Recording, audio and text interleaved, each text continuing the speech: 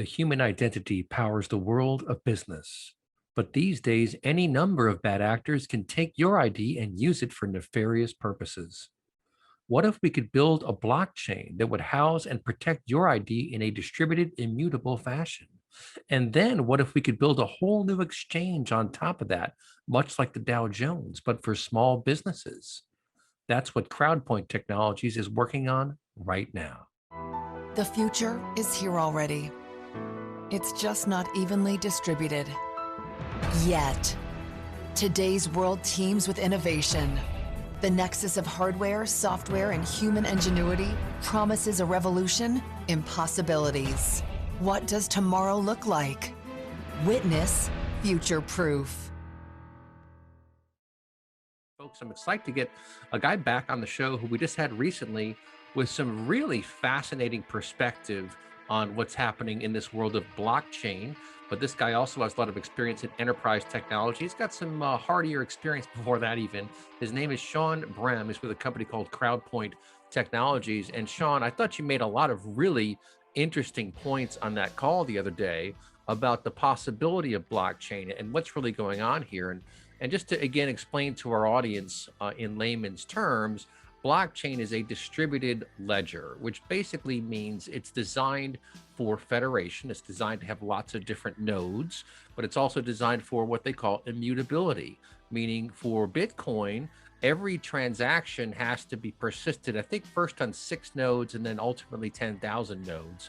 And the idea is that you can't cheat that system, right? So that's kind of the underpinning of Bitcoin, but blockchain is a separate technology that can be used for all sorts of different things. It's being used internationally for trade to track where products come from, where they go, so you can basically trace where something came from, and that's great for recalls. It's great for lots of things, but there are lots of other really powerful use cases around blockchain. One of which that gets me excited is preventing or mitigating censorship, quite frankly, because we're seeing on YouTube and Google and Facebook and Twitter, lots of people are getting censored for offering their opinions about things. And frankly, I'm shocked to see so many of my colleagues okay with that.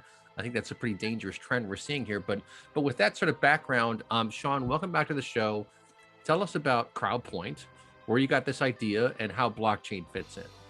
Yeah, so the way I got this idea is it's really the intersection of kind of a lot of things I've done in my past. I've done big data analytics and artificial intelligence, and I've looked at alternate representations of data. In my previous work, working with the Department of Defense, we had to create alternate representations of data as a hash so that we could not have to move large amounts of data from the edge, which might include lots of really heavy kind of data set, let your mind do the wandering on what that is, and then push it back to a central location. And so what ended up happening is sometimes you could provide analytics at the edge, but the problem that you got by the time you moved it back into the center of the centralized location is that it was just too big to move. So you had to figure out how to move it in a more effective way. Well, it turns out you can represent large volumes of data in a compacted state, which means you can represent it as a hash, and then that hash can be randomly accessed, but it's cipher or it's uses cryptography to protect it. So the intersection, and then I went and started after I did a big data company, I started a cybersecurity company that focused solely on defining the attack surface and using big data to do it. And now all of a sudden the blockchain comes along and all those past experiences were a natural evolution. And what I love about the blockchain is there's one thing that nobody talks about on the blockchain, because it's all about crypto, not in a sense of cryptography, but in the sense of cryptocurrency. Right. The blockchain has caught up with humanity. And that's a weird thing to say. You're saying technology is caught up with humanity? Think about that. Yeah. What do you mean? What do I mean by that? What I mean by that is, we learn very, very on whatever your ethos is in your relationship with the creator. We learn very on, especially in the Judeo-Christian and even in the Muslim portion, we learn that, Cain is asked, where's your brother Abel? Am I my brother's keeper? Right. Says, am I your brother's keeper? Well, really in Hebrew, what they're saying is, what he was saying is, Abel's not my problem. Right. Right. And that's really what's happened is, yeah, you are your brother's keeper. Interesting. Yeah. You are, and so I think when you see this great, and you and I've been talking about the number of people that are jumping in the blockchain, they've seen that that departure from being your brother's keeper has somehow permeated business, which is fundamentally at odds with the foundation of capitalism.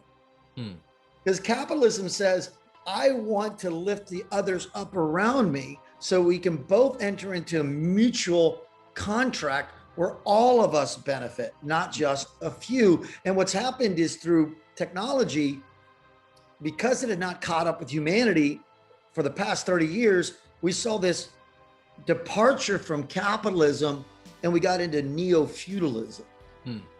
This is interesting. Yeah, I think I see where you're going with this. And folks, I think what Shawn is trying to describe here is that blockchain as an underpinning technology, because of the nature of its design, can be extremely valuable for, well, let's pick on the modern buzzword, achieving equity, right? A lot of the politicians and the business people and in these circles are all talking about equity. What does that mean? Equity means ownership is what it really means if you get right down to brass tacks.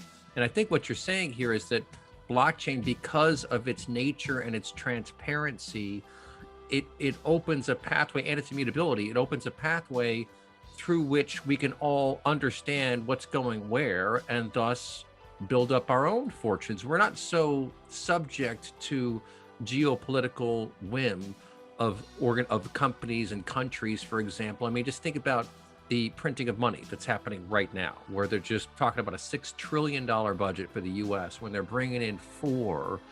I mean, that's a balance sheet mismatch of $2 trillion.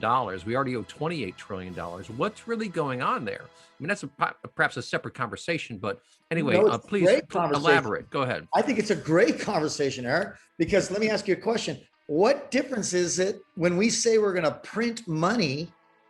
At least Bitcoin and Ethereum have some scarcity model embedded in it, so you get some kind of liquidity option. So the US dollar doesn't have that, right? We just keep printing more dollars and getting charged 3%, so that the average person is born in the United States with $500,000 in debt. Right. So, everybody makes the very powers that say how horrible Bitcoin is or how horrible cryptocurrency is.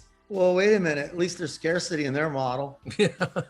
No, it's an excellent point, right? And I've studied risk management for years. For a number of years, I moderated every webinar for a group called the Global Association of Risk Professionals, right? GARP. I love the name, World According to GARP. And I like to call them the de facto Illuminati, because these people are senior risk officers at central banks all around the world. And what you're really seeing right now in the world today is I think a knockdown, drag out fight across the central banks, and they're scared witless of this thing called Bitcoin because it's outside their purview. I mean, we don't really know exactly who is in control of this or who set it all up, right? That's one of the mysteries around Bitcoin, but we do know what blockchain is. And again, it's this underpinning technology, this general ledger. So if you would tie together these two themes we've been talking about how blockchain is the sort of ultimate unifier or democratizer, if you will, of opportunity in your view. Yes, because it all starts with a human identity. The good thing about blockchain is when you create a decentralized ID, it's an identification that's authorized by you for you. All right. Think about that. So when you start thinking about all global commerce, since the beginning of time, commerce has always been about the human identity. In the early days, it was about bartering. I'm going to give you my things for your things. And then let's say, well, let's create capital out of this. Let's all go together and build something together and create more capital. And then with that capital, we can divide that. And instead of one person, and it's the old example of the cow. The socialist says, hey, let's cut this up from each according to their abilities on how good you can cut the cow up to each according to the needs and who needs it the most. Right. That's social, but the cow's dead. Can't produce anymore, right? Where capitalism says, hey, why don't we all take a stake in the cow and let's go ahead and get a bull and let's go ahead and get a herd. And then we figure out after a period of time where we build up a herd, then we can start equitably sharing based on what we put into it, right? And that's exciting. So, but it's got to start with the identity. You see, when you empower, and it was King Henry V, about 600 years ago, that issued the passport. And since then, we've been living on a paper passport. And then what someone said, well, you know what? Let's just take the ID card and let's throw it on the web. And now anybody can see that ID card and the amount. And it's funny, this shows you the disparity of what's going on out there. The amount of data associated with your driver's license, people buy for about $1. Right. But a hacker uses it to the tune of $10 trillion, according to cybersecurity ventures, in the next 5 years. Wow. So the human identity is the most valuable thing on the planet. So the blockchain is the ultimate liberation tool. What happens is this. Once you create your decentralized ID, you determine how and when parts of your identification you want to share. Very simple example. Eric, if you went to go buy a beer right now, they'd say, can I see your ID? And you, like me, are at that age right now, we're flattered. They're actually asking for Right. identification, right? But all they really need, when you think about it, is they need your picture and then your date of birth. Oh yeah, his picture matches the picture of the person I'm looking at, and his date of birth says he's old enough to buy this beer. But you don't do that. You give them your address, your gender, your unique identifier of your driver's license. You give him so much more than they actually need. Yeah. And that makes no sense. And that's what's happening at an alarming rate across the internet today. And your net citizens, your netizens, are being absolutely stolen from. With 96% of the companies today not even knowing they've been hacked. So number one, you want to build a new global economy, start with who's been powering the global economy since day one. And that is an individual. The human identity is non-fungible. There's no one else like you, Eric. And thank God there's no one else like me, because the world would be in a horrible place. That's pretty funny. But so when you make someone non-fungible, and then you say, well, what else is non-fungible about Eric? Well, when Eric wants to make a purchase of an automobile, it's got four, this is when I come from my big data experience, and we did lots of big data. There are 4 key elements to Eric buying a car. Semantically, is he aligned with a particular brand? Thematically, is there a kind of car within that brand he wants? Spatially, where is he near a car dealership that does those things that are matched to his semantic and thematic needs? And temporally, is he ready to buy now? Now, here's what's interesting. When you tie it to something else that's non-fungible, now your decision to buy is non-fungible. Well, gosh, wait a minute. Instead of, me going out and creating an exchange where I, go ahead and do my own personal doodles and then sell them for non-fungible tokens. I mean, I love you, Gary, but come on, really? Like, why don't we have Eric get involved in this? Because after all, he is unique and he's non-fungible. I'm not saying make Eric non-fungible, but the buying decisions that Eric makes non-fungible, and let the market pay Eric for what he's worth. Wow, that's global currency. The human identity is global currency, and your buying decisions are global currency. What I just look at myself as the digital Jerry Maguire, right? What's that movie about? Well, in the movie, he's making way too much money, but the athletes are the ones that are breaking their necks and potentially being put in nursing homes because they can't walk anymore. And he says, this is wrong. So he writes a manifesto one night and he gets kicked out of the agency firm. And he goes out on his own and he says, let me create an organization that's equitable. And so if you're going to talk about how equitable blockchain is, we started being equitable with the human identity first. Yeah, we got a lot of things that we're gonna have to talk about with you, man. Like, there are lots of little plans that I have in motion that I guarantee you're gonna love. We'll talk about them on some future show. Love to. But this is getting very interesting, because you think about identity theft, right? And how bad the situation has become, and it's bad. I mean, I just had someone charge tickets to Africa on my credit card the other day. I had to call up USAA and get them to kill it. And I'm like, no, I did not fly over to Africa, the other day. It's a great bank. Best like, bank there is. Yeah, they are fantastic. I have to say, I have tremendous respect for them. Always have a good customer experience, but it's everywhere, right? So, and I've been wondering about this for a long time now. Who do we trust, if anyone? And, would it be a large corporation? Who would we trust to maintain the repository of true identity, as you're talking about? right? And this is, I understand, I think where you're going with this blockchain idea, to have this distributed identity of who you really are, and let that be the core, because that would be the ideal scenario for all kinds of reasons. Think about voting rolls with dead people and all this stuff. This is, a lot of people don't understand that it's very difficult to manage these massive data sets. You got to nail down the processes, you have to validate things. But you know who really got me excited about blockchain originally was my partner, eponymous Dr. Robin Bloor. He said, his great is a British accent, so I'll do the accent for effect here. He was talking about why blockchain matters versus other forms of certification. He says, for 700 years, we've used paper-based contracts, right? And his point is kind of like you were saying, the 500 years ago with the passport, that's so you had special paper, you have watermarks, you have all kinds of things going on.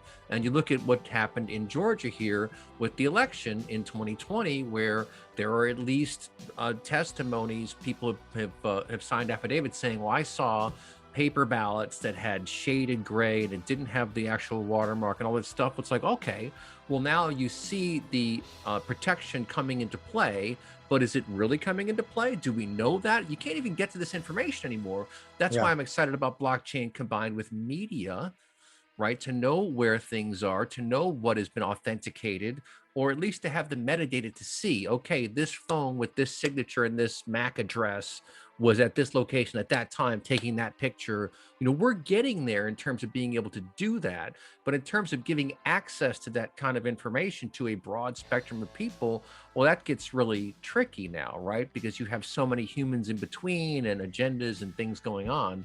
And what we want, I think you and I both, is we want to know the truth, right? There is a truth out there. What is that truth? And you talk about like financial truth in the economy and the banking system. I mean, look at the LIBOR scandal, for crying out loud. I mean, that was pretty big. They're just now trying to unwind from all that. And for anyone who doesn't know, just look up LIBOR, just Google LIBOR, and you'll get a lot of interesting information. But folks, don't touch that dial. I'll be right back after this break. Talking to Shawn Brem of Crowdpoint Technologies. Very, very interesting company, leveraging blockchain. And Shawn, you just came back from a conference in Vegas, I think, where you were explaining to small to mid-sized businesses how they can get in on the blockchain action. And as you and I both know, there's lots of opportunities. There's an addressable market out there in this crazy world of ours. So tell us a bit more, like, what did you teach those folks at that session? Well, it actually surrounded a comment you made right before the break. And what you said is, well, I just don't know who I trust, with my identity anymore, because everybody's stealing it. What's crazy about your identity is when I explained to the audience, look, there's a $10 trillion marketplace in your identity right now. It's called cyber industry. But the sad thing about it, ladies and gentlemen, is your foes are stealing from you. The 16-year-old kid in some former Eastern Bloc nation is stealing from you. And they're going against supposedly our best cybersecurity experts, right? Let me just go ahead and do a quick, although we did have a bunch of entrepreneurial guys out of Tampa, Florida that hacked into Twitter and had a bunch of people invest in Bitcoin. That was pretty interesting, right? I saw that, yeah. I remember great cybersecurity there. So they're too busy complaining whether you put a comma in a word that offended somebody, right? Protecting your identity. But I digress. The thing that I explained to him is I said, look, your human identity has been used since the beginning of time to drive all commerce. And now for the first time, technology's caught up with humanity. You can actually leverage your human identity. And you said something before the break that was so dead on. You said you don't know who to trust. And another way to say that is, and what I said to them is, who's your trusted agent in an untrusted world? And they said, no, it's going to be you. I said, no, it's not going to be me. Guess who it's going to be? It's going to be you. Zero trust architecture, right? Yeah.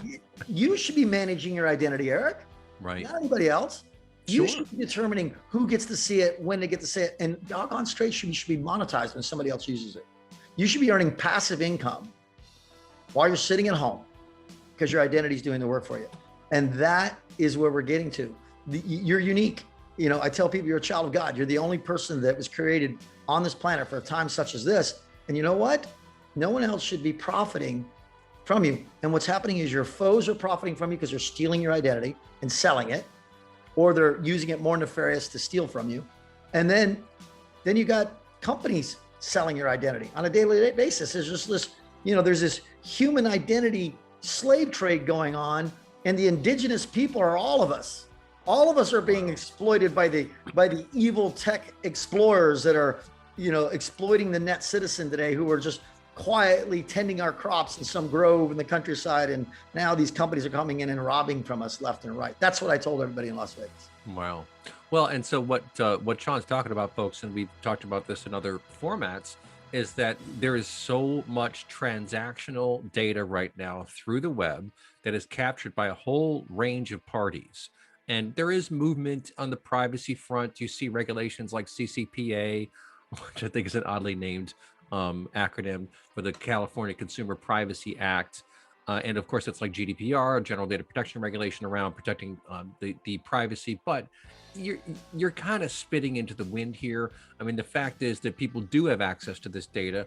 I know for sure. I've talked to people, one guy who jokes that he sells the most expensive Excel spreadsheet in the world to Goldman Sachs every month, because it's a breakdown of actual revenue numbers from real credit card transactions for public brands, publicly traded brands.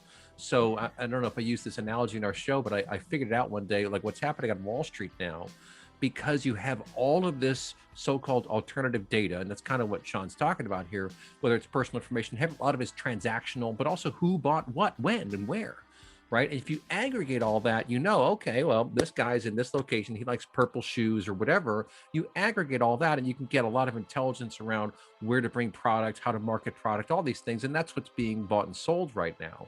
But in the stock market world, think about it, if you know which companies are going to meet or beat market estimates, well, you're kind of an idiot if you don't make money, because you know who's gonna get a good windfall at a certain time, right? So I wrote this article about what I call outsider trading, and you'll find it on LinkedIn if you do a search for outsider trading. And the point is, we know insider trading is when someone has details inside. Okay, the company's going to tank tomorrow, sell, sell, sell, or we know we got this big deal coming in. We're in a quiet period, buy, etc. That happens all the time, insider trading.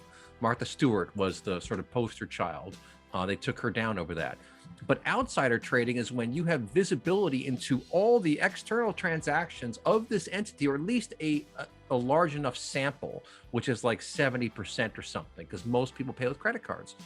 So if you have that much data, you'll know who can buy and sell what. And my point is, that's like if you were gambling with 3 of your best friends, and the rule was you can see all their cards, but they can't see anyone else's cards.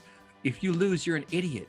And I think that's what's happening right now. And so one of my remedies that I put out there, and this might be interesting for you to consider, was if you're going to sell data, if you are a Visa and you're going to sell this transactional data, which is happening all the time, every day, just massive contracts are going out the window, or out the door, I should say. If you're going to do that, then you have to also sell an anonymized version or publish an anonymized version in what I'm calling a public data lake, a transactional data lake that anyone could log into, so we can all see, all right, look, this is how much orange juice is being sold in Detroit, or this is how many pantsuits are being sold in Miami, or stuff like that. I think it's borderline untenable, but if it could happen, then that's something of an equalizer, because now we can kind of all see something. But I think you're on the same page in terms of using this system to level the playing field, right? Isn't that your big mission? Sure. And here's the thing, there are a group of people that have fundamentally missed the big idea when it comes to capitalism. And that is, well, why don't I just get on the inside track and I'll just do better than everybody else? What they've not realized is that humans have been the product of innovation since the beginning of time. When you share more ideas and share more issues, for example, let's take an example, orange juice. If everybody knows that there's more orange juice that's going to be sold and there might be a crunch and that might drive volatility in the market, someone will solve a problem to fix that. And it's when the more data you share, the more people solve problems. And what ends up happening, instead of you worrying about your piece of the pie just gets bigger. That's also an interesting point here, right? Is that there is a lot of psychology that goes into investing and purchasing and just kind of understanding society and kind of where we're going.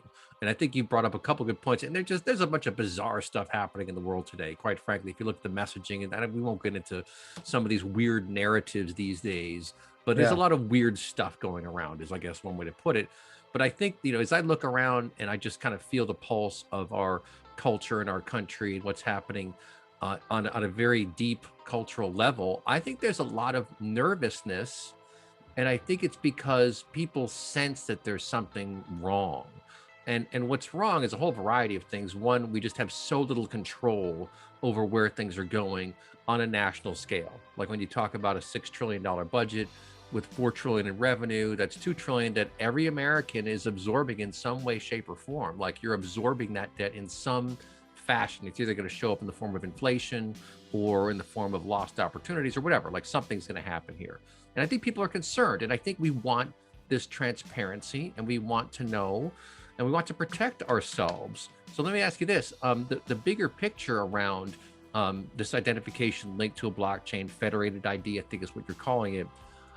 I think the ID resolution in and of itself is such a huge deal. I know a guy named Alan Grody out of New York who's been working for decades. He actually wrote one of the very first online banking systems ever, like 45 years ago. Really nice guy. He's been trying to develop a global ID sort of MDM solution to track markets, to figure out who some of these strange actors are, like whoever it was that pulled the string on the money market industry back in 2008 when the economy collapsed and all that stuff. And so you're trying to achieve this vision of a real immutable, clear ID system. Is that right? Correct. And guess what? The people that own the ID system are the people. That's what's so great about it. It's a decentralized ID authorized by you for you. You're the only one that owns it. Now you're in charge of your identity. And then you begin to put in what you're willing to share, what you're not willing to share. Both from, you look at it, it has political, it has military, it has economic, social, information, infrastructure. It has such huge implications that really take us to an egalitarian model, which is the ultimate capitalist environment, which is I contribute when I want to contribute. But the interesting thing is you, Eric, are non-fungible and you are capital. You're capital. This is, I've talked about this in the show before. So I guess the next big question is, from your business model perspective, obviously you need an ecosystem, right? I was talking to a guy this morning from Cerberus, which is a really interesting, I think you'd love them. In fact, his company developed this huge chip. It's like the biggest chip ever. It's the size of a dinner plate. And they developed it because they wanted to use it for machine learning and AI. And that stuff really needs special hardware to hum like there's no tomorrow, right? So yeah, he's a fascinating guy. We had him just today. We were talking to him. He's going to be on the show next week. Andrew of Cerberus is the company, CEREBRA. I like to look at the size of the wafer that he used. He must have used so cool. A 12-inch wafer to build that. It's cool. Yeah, it's cool. That's what they did, right? Because they saw the vision, and they were working, and they built the ecosystem, or they facilitated the growth of the ecosystem. And that was my question for you: is you want banks and hospitals and other people to accept this form of ID as a valid form of ID. Is that right? That's the plan? Yeah, and the way you get there isn't to go, hey, we really think you should because it's the right thing to do. Let's toast some marshmallows and sing songs over the thing. No, the way you do it is their attention. You drive commerce. You start showing the marketplace that you can drive hundreds of millions of transactions through decentralized ID. Then they'll come. And so that's precisely what we're doing. We're partnering with people from the real estate industry. We've got some absolute rock stars, name brand people We've partnered with Hollywood, name brand people that in Hollywood. We're partnering with medicine, name brand people in medicine. And we're saying, hey, guys, you've all done extremely well. You've had some great exits. You know what? Let's be your brother's keeper. Let's give back. Let's take all that success you had and invest back in your neighbor. And you know what's amazing? When you ask someone, here's our vision, let's invest back in, because 1 + 1 ends up being 5 just by creating a business where we drive transactional volume through there. It's amazing the number of people says, yep, I'm in. It's going, you mean whether they're in, you saw one of the interviews I did with our international team, whether they're in England, Finland, Sweden, Bosnia, everybody around the world's going, I'm in. Yeah, I love it, folks. Look, this guy's up online, Crowdpoint Technologies, Shawn Brem, it's BREHM. Very cool stuff. We'll get you on the show again soon, I'm sure. We'll talk to you next time, folks.